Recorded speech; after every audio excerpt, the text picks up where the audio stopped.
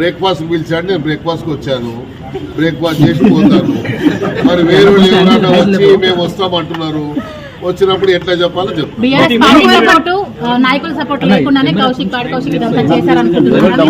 నేను చెప్తున్నా కదా, వాళ్ళు ఏం చేస్తున్నారంటే ఒక మనీ ఇది పెట్టి ఆయన రెచ్చగొడుతుంటే రెచ్చిపోతున్నాడు.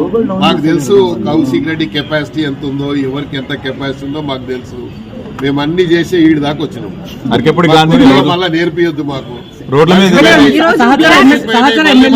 నేర్పియొద్దని దయచేసి ఎమ్మెల్యేగా ఉన్నారు కౌశిక్ రెడ్డి. అప్పట్లో పార్టీ ఆఫీస్ లో చేస్తారా, సమావేశం ఈడ చేస్తారా? మేడ్చల్ జిల్లా వరకు అవగాహన ఉండి మాట్లాడుతారా? అవగాహన లేకుండా జిల్లా పార్టీ ఆఫీస్ లో అవి చేయండి, లేకుంటే హెడ్ ఆఫీస్ లో చేయండి. విస్తృత సమావేశం అంటే మొత్తం అందరు రావాలి కదా. అందరు రావడానికి గాంధీ ఇల్లు దొరికినాయి. ఇన్ని రోజుల నుంచి ఎందుకు చేయలేదు? హరీష్ రావు ఇల్లు లేదా?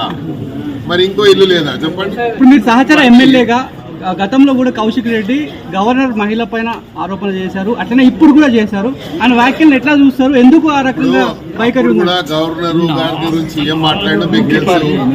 ఆయన ఇచ్చిందని మర్చి పెట్టుకోవాలి అని మాట్లాడారు.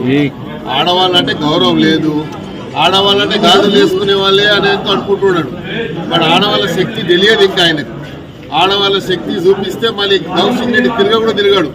మా దగ్గర ఎట్లా ఉంటే ఆడవాళ్ళు ఉన్నారంటే ఒక్కసారి వదిలితే చాలు, ఇక ఏముంటాయి పై మీద.